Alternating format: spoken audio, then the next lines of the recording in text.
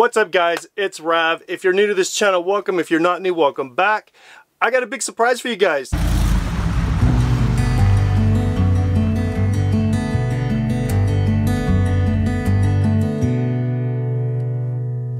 Today I'm here with Karli, Curious Karli, big YouTuber, big YouTube star. She's one of the feature attractions out here at this year's RTR 2019. So glad she could join us today. How are you, Karli? I'm doing pretty good. High five. High five. So we're just gonna do like a little impromptu interview kind of thing and kind of keep it casual instead of doing like a really formal interview. But just wanted to introduce you guys to Karli. I'm sure all of you know her because I've been on a couple other live streams and everybody's like, we saw you on their live stream, so we know.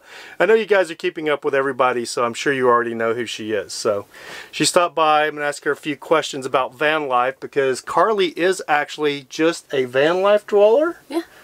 Not just, I mean, it's funny because I've seen a couple of the RVers that were popular RV YouTubers and they've upgraded, downgraded, upgraded, or whatever you want to call it, into just a cargo van. Yeah. Yeah. I think like Camper Van Kevin has done that. Do you know who he is? Yes, yeah. He's done that because he was in a C-Class, I think, the last time I was really keeping up with him, and now he's in a van that he just got solar installed. He's in a Sprinter. Oh, he's in a Sprinter? Yeah. Okay. So wasn't for sure. So you've been doing, you're like a veteran at this. How long have you been doing this? 2.5 years. 2.5 years. This is my third RTR though.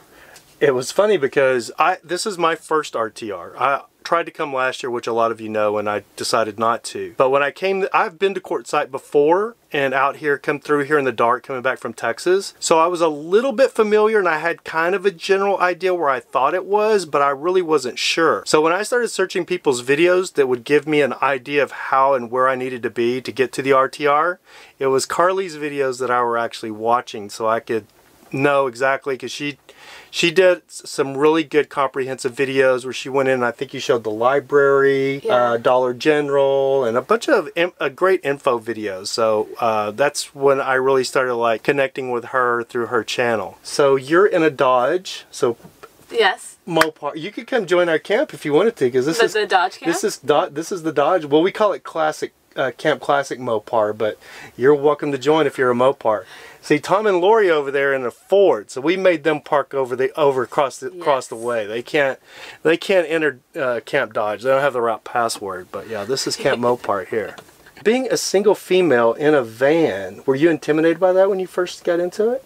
I tend to just do things and then same here, and deal with whatever happens. Consequences. Yeah, same here. Yeah, so I had a lot of anxiety and sleeping at night, finding places to park.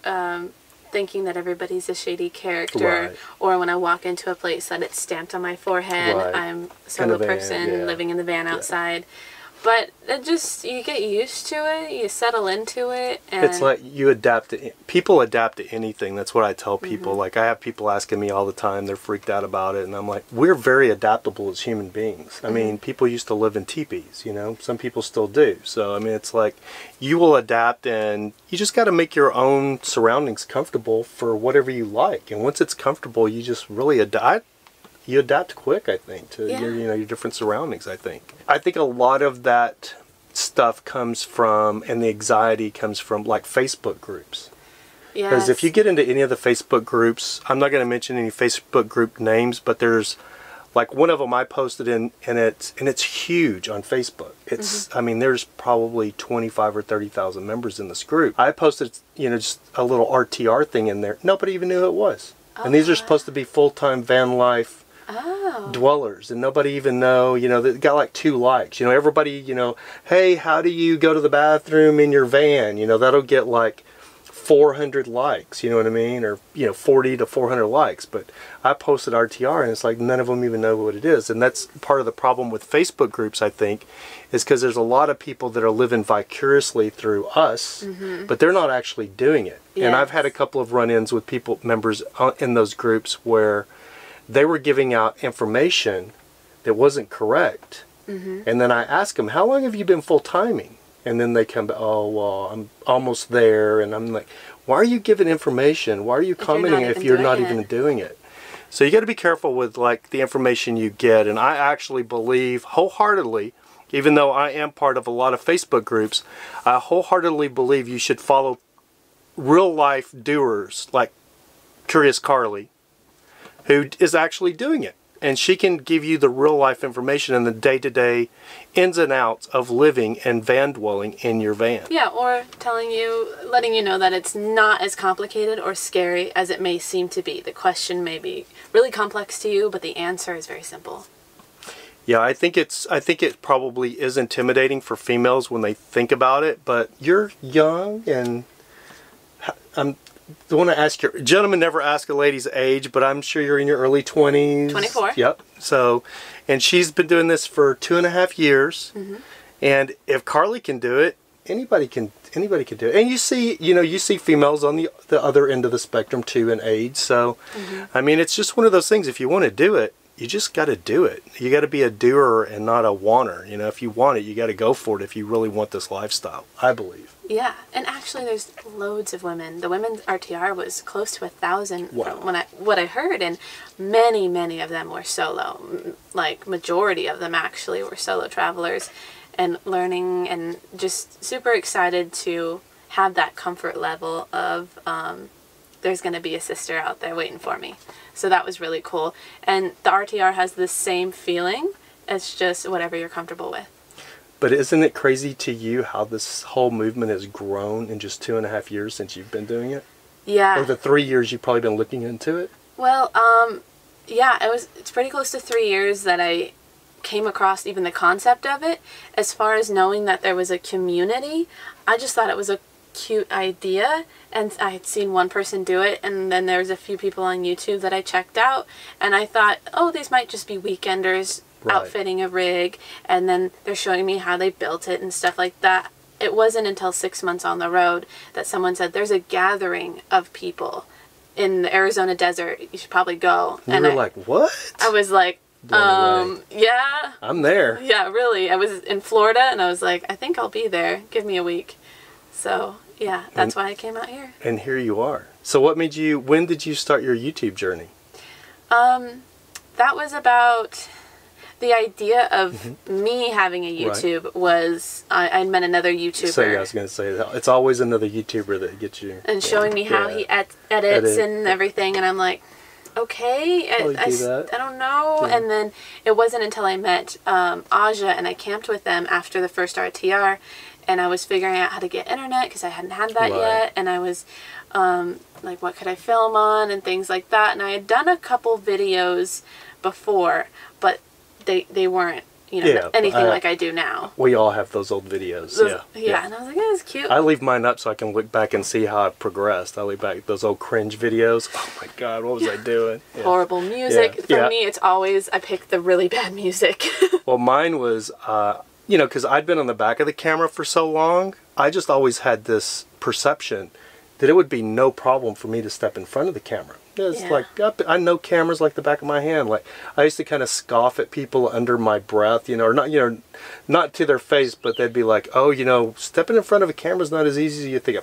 Yeah, I've been around cameras all about, for 25 years. I ain't worried about a camera. Camera doesn't scare me. And the first time in my house, I set a camera up and thought about the whole YouTube thing, I literally sat there going, hey guys, welcome to my new YouTube channel.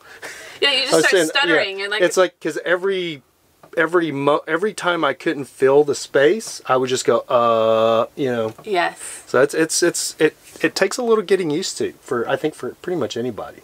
For everybody, getting used to your face, the sound of your voice, how you move. I think I am subconsciously becoming more aware of myself through YouTube, and also playing back days where you were with other people and like seeing their little things that they do. I think that's cute too. So have you gotten over the stigma of actually just holding your camera up and just walking through the public with it and talking to it?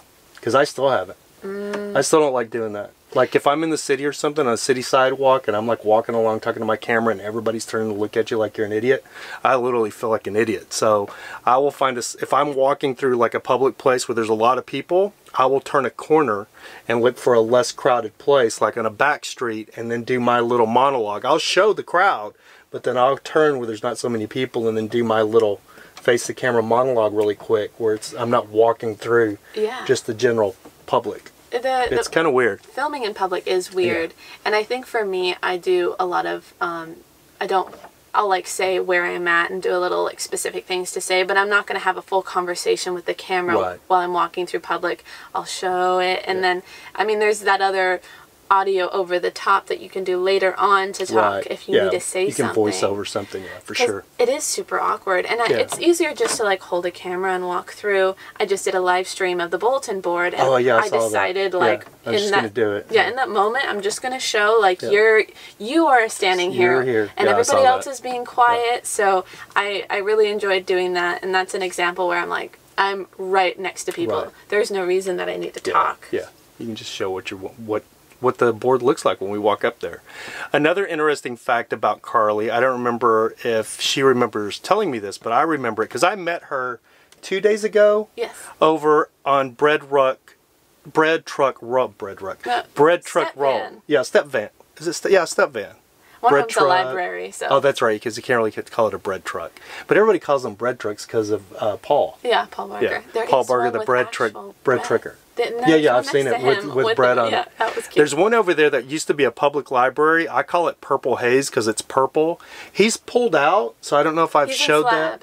Oh, he's in Slab, yeah.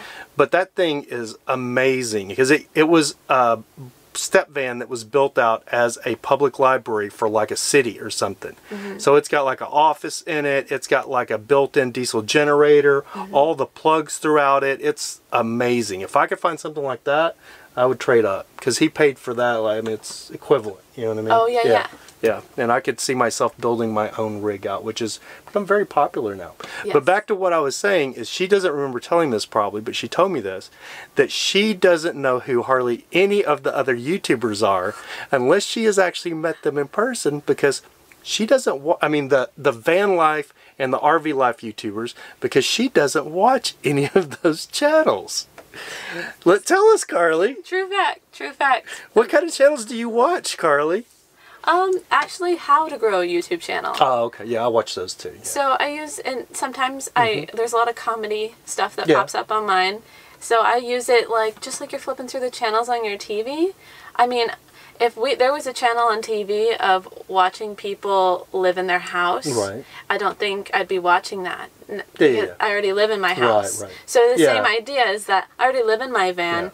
And then once you don't need to see other people living in their vans because you know how it's done. Yeah, and I did a little bit at the beginning of how do I do this, how do I do that. But once you're on the road, and there's a lot of senior dwellers out here that they come for the community. And so that's why getting to know you in person and then following your channel, then I can thumbnail stalk you and see where you're at. Oh, yeah, you know who's who. Yeah, when the thumbnail pops up. Yeah, that makes sense. So that's why I So my story is right the opposite because I tell people this, and I haven't had anybody correct me yet. I still think I'm correct on this. I believe that I knew personally the very first RV YouTuber, which was Randy Prim. I've talked about this a little bit in another one of my videos, which was Randy Prim with Road Bandit. And you can still find some of his YouTube channel used to be called Road Bandit. But he's changed it back to his personal name, which is Randy Prim. But you can still find some of his old trailers on there. And Randy actually works in broadcast television. And he had an idea back in 2007. YouTube started in 2006. So he had an idea in 2007. He's 6'9", I think. That he was going to buy a C-Class RV and travel around and make travel videos with his cat, which sounds a lot like somebody else that's a big YouTuber. We know, yeah. But he was a little bit before his time because Google did not own YouTube at that time. So he was trying to do it all off donations. And people aren't as generous as you think they might be. And nobody really... He had some tough times because he was not using any of his personal money. And his whole goal was to be able to travel with people that were watching him that would donate for his gas money and things like that. And he was just before his time. But I think he was the first RV YouTuber, big RV YouTuber. And it's funny because I'll talk to him every now and then. I'll be like, it's crazy, Randy. Like the whole RV community is like this. YouTube community is like exploded. And you were the only one out there. You were like the lone bandit, dude. He was like a sailboat on the ocean by himself at that time. There was nobody. You could not Google RV living at that time and get another video that wasn't Randy's. It was only Randy's videos in 2008. Wow. Yeah. And I'll show you we'll look it up. I'll show you the trailer. It's interesting. Yeah. So the WRTR, there was some goings on over there. I don't really get. That's the women's RTR. Yeah, that's the women's RTR. The W stands for the women. Women only, no men allowed. There was Allied Camp, the Allies Camp. Oh, okay. So you explain, because you went. I didn't go, so I should let Karli explain this, because she has firsthand experience. I don't. Yeah, it was really cool. There was several camps set up. You rolled in and there was people greeting you with an information tent just like here, and they had a map and they were like, where do you want to camp? So there was like nature camp, quiet camp, pets camp, allied camp if you had a man with you, and then... So the couples could pull in there and the husband could be locked in the van the whole time. Pretty much. There was a couple... women are horrible. The women are horrible. We are. They act like they're all that in the baggage. They're horrible people. Horrible. I'm just kidding. Why do you keep us around? I'm just kidding. Why do we keep them around? I'm just kidding. But it was cool. I wanted to go to art camp, but art camp and rainbow camp were right next to each other, and so that filled up super quick. And then I went over to health camp because I was like, that's the only open spot. You know, we were the only healthy ones there. Right. And then... So what was that, like all organic cooking and... It was Zen meditation, or I didn't even know what it was for. Like there was just a sign that said health camp. Okay. And I was like, we're either recovering, you know, like I thought they might have been like, everybody who's sick, go over to health camp. Right. And then they were like, no, it's for anybody who's active and exercising. And I'm like, oh, okay. It's like for yoga. You thought it was for like triage for the people that just left the emergency room. Yeah. But we had a little group of women. It was and it rained that weekend too. Oh yeah, that's right. We were here, yeah. We had a campfire and someone had a 10 by 10 tent and we blocked out the sides of it and all huddled underneath and had a really good night. We called it the She Cave. The She Cave. Oh, I seen that. Whose video was it I see that? The little pop-up with the sides, the cool carpet sides. God, who was that? It was probably me. Yeah, it was you, I think. Yeah, I saw that. Yeah, that's right. Yeah. The problem is when you watch these YouTubers' videos, they all run together and you don't remember whose was whose, or I do. That's a problem she doesn't have because she doesn't watch anybody else. No, yeah, I had a lady come up and she's like, were you the one that had honey? And I was like, had honey? And she's like... I saw it on a video. I was like, okay, I had honey in my tea this morning. And she's like, yes, that's exactly that's right. what... Yeah. I did see that too. I saw that video too because she gets the honey out and she's like, I don't ever use this honey, but I dug it out this morning and I've had it in my tea and I'm going to have it again in my coffee. Was it tea or coffee? I had it in hot cocoa. Cocoa, yeah, that's right. Because the lady had just like baking cacao and I was like, I need sugar. Yeah. So honey. Yeah. It was really good. Yeah, when we have Crafty on set, when I'm working on TV shows, a lot of the people that are healthy in the health area, they use honey to sugar or to sweeten their drinks, their coffee and tea and stuff instead of sugar. Yeah. So they always have it as an option. That's awesome. Yeah. You know what Crafty is? No. Okay, so a lot of you people that from LA know what Crafty is. So when you work on a TV show or a movie, there's a Crafty truck, which is usually like it's either a cargo trailer that they've converted into like an inside kitchen, or it's like a bread truck that is a inside kitchen, and it's got like all the appliances you would find like in a restaurant. Okay. And that's the Crafty, and then they haul around a whole setup. So anytime, like if we were at a movie set right now, I'd say, hey, you want to go to Crafty? And we could walk over to Crafty. They have food for you 24/7, or as long as the production's going, Crafty's always there for you. So you can get, you know, soft drinks, water, spa water, you know, sounds stuff like to eat. Fancy FEMA camp. It's probably high five. What? Never mind. I'm just kidding. No, I still got that high You still five. got it in. Darn it. It is kind of like. But yeah, the women's RTR did not have a Crafty, unfortunately. No Crafty on the women's RTR. I'm not really a drama queen and all about the drama, but I heard there was a little bit of negativity that went on at the WRTR. Is that something that you think will be probably carried over into next year, or will it probably be? I think the drama was around the stuff that got online was the drama around filming. So that's I don't know if that problem could be solved in that we as YouTubers wanted to go and share experience. So we're vloggers. That's what we do. And the support crew that was there putting on the Women's RTR had different ideas. Explicitly requested, and that's the difference, is they requested that we not film because there was some women fleeing abusive relationships. That's totally understandable, though. And so, but that's probably what the most of it was, is that they just didn't ask before they filmed, and that was really what was asked of us. And I didn't get too much film, just mostly in my camp. Right. Well, you're in your camper. You'd retreat to your camper to do your videos. Yeah. I'll just tell you what I did today. I tried to take a few selfies at my sign because I did one of the talks. They had a list of topics. The food, I saw that. Yeah. The cheap cooking for one. Cheap cooking for one, right there. Yes. My cheap cooking for one is ramen noodles. And if you eat ramen noodles, Asian girlfriend of mine told me one time, put an egg in it. Yeah. I never done that. And so now I always eat it with an egg in it. And if I don't have an egg, I'm like, it's not real ramen noodles. Yeah. It's so good with an egg in it. Yeah, very true. Yeah. My dad showed me that because he loves Asian food. Oh, okay.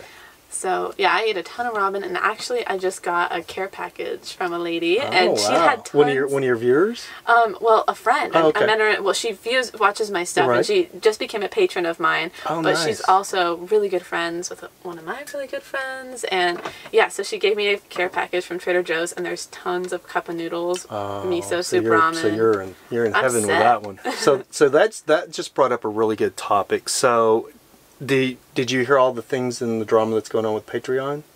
No.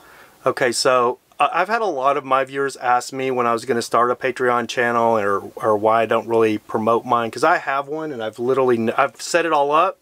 It's got the pictures, the dialogue, everything, or the copy is all there, but I've never posted a video or never done anything on it. And then about 3 weeks ago, there was a whole Patreon controversy that blew up that actually made the mainstream media.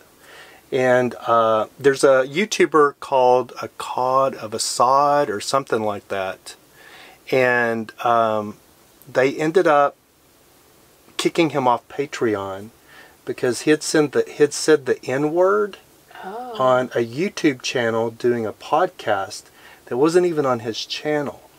But he said the N-word, calling, like, basically what he was doing was calling white supremacists white N-words. Oh. Because he was being attacked by white supremacists. Does that make sense? Yes. Or what they call the alt-right now, I guess. Okay, yeah. So he was being, like, trolled by the alt-right. Mm-hmm. And so they kicked him off, and, like, it's been a huge backlash. There's been, like, people that's lost, like, 1,000 Patreons because people just abandoned. A lot of people have abandoned Patreon. So I'm still on the fence about it because I would like to have a Patreon. I would like to be able to just continuously travel, because what I do now is I save money while I work. Mm-hmm. I deplete those funds, and then I run back to LA to go back to work. Yes. And that's the way I have to do it. You know what I mean? If you're not, because my YouTube channel is nowhere near supporting what, Yeah, and mine doesn't support. It doesn't even fill up my gas tank one time what I make on YouTube a month. But I just have fun with the YouTube thing right now. Yeah, at first you gotta have fun. Yeah. You gotta even see if you like it. Yeah, exactly. Because not everybody likes filming their life. And not everybody likes editing. Editing gets monotonous. People do not understand. I got up at 4 this morning and edited until 7 and uploaded the latest video you guys just saw. The RTR 2019 episode 3. I woke up at 4 and edited till 7 and then uploaded that video for you guys. And it's awesome. And for me, the more I do it, the quicker it gets. Yeah. So I take about 2 to 3 hours in the evening to make dinner and surf the web, but mainly also put my video together. And I have a really simple, I use iMovie on my iPad, and I can transfer the files. It's super simple for the vlog. And then I have a different system for longer videos like the one we're filming right now. I really like doing that, like making that time for myself. But I could do a video. I did a video for Seth. He wanted to do a rules video for his cleanup. Oh, okay. And I put it up in 20 minutes. Wow. Yeah. And so it was like edit, upload, done. Seth, your video's up. So that was cool. Yeah, I should probably do some videos like that. I did my White Sands video because I was in White Sands, New Mexico. I love that. And I was just kind of breezing through, so I really didn't get a whole vlog of it, you know what I mean? Because I literally spent maybe 2 hours there myself, and I was taking a lot of still photos. So there wasn't a lot of videos. So I had that video for over a year, and then I was like, I should just put what I have up and throw it out there. And it was like a 2 or 3 minute video. But yeah, it is what it is. But you get to look around what I saw when I was there. Yeah, and that's all people, from what I can tell, is I may not be a good audience for another YouTuber in this lifestyle, but people who want to live vicariously through us or see what we do and how we do it, it's for all of the people out there going to be on the road soon. Right. And I guess I should say, one thing I should mention is Bob said at orientation on the 9th. What day was that? Thursday? It was the 9th, I think. Oh, yeah, it was the 9th, but what day was that?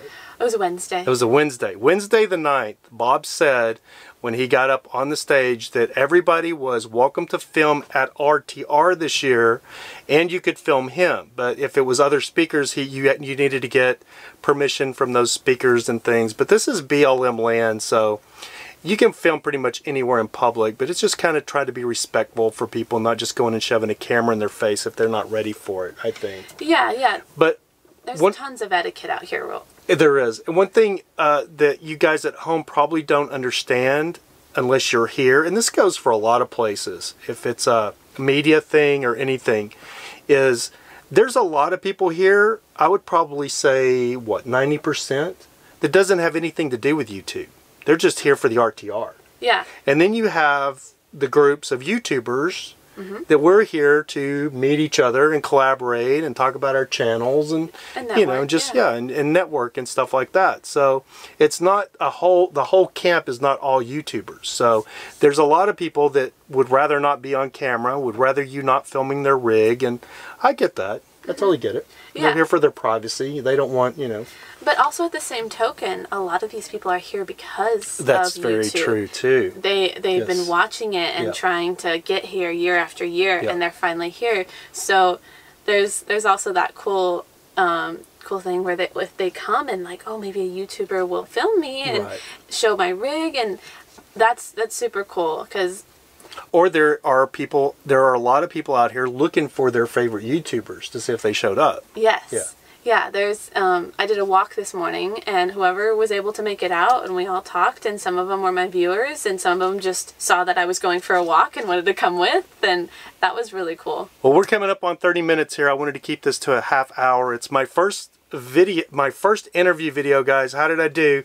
Let me know in the comments. I'm so happy and excited that I got Curious Karli on here for my very first YouTube collaboration. Yes. Thank you for doing this. Yes. A lot of, you know, she's a lot bigger YouTuber than I am, and it's hard sometimes to get everybody stays in their own, a lot of times they stay in their own sub. Have you noticed that? Yeah, and like in their groups, yeah. Like if they have 20 to 30,000, they collaborate with other 20 to 30,000. Yeah. You know what I mean? Oh, and if you're a smaller YouTuber, they don't want to have anything to do with you because they don't feel like you're on their level. Which I don't. It kind of sucks, but I've actually run into that more than once. So it used to hurt my feelings, but now I just let it roll off and I look for other people because there's more than just a few people on YouTube that are doing YouTube. Yeah. Like Curious Karli, and you're going to find people that you know, that will collaborate. Like my friends with Wonder Bus. You know who they are? They have a blue VW bus. They get a lot of hate on YouTube. Oh, yes. Yes, I know them. They're kind of like a cool vegan couple. Yeah, so my friends from Wonder Bus, Sabrina and Jimmy, like, I reached out to another YouTuber who was a solo female. So I understood where she was coming from, but we kept passing each other. Like I was in Austin, and then I see her. She's in Austin. I was like, holy crap. Because we were just in LA. Yeah. And I started to reach out to her, and then she basically just gave me this spill that she was a solo female. She didn't feel comfortable with that.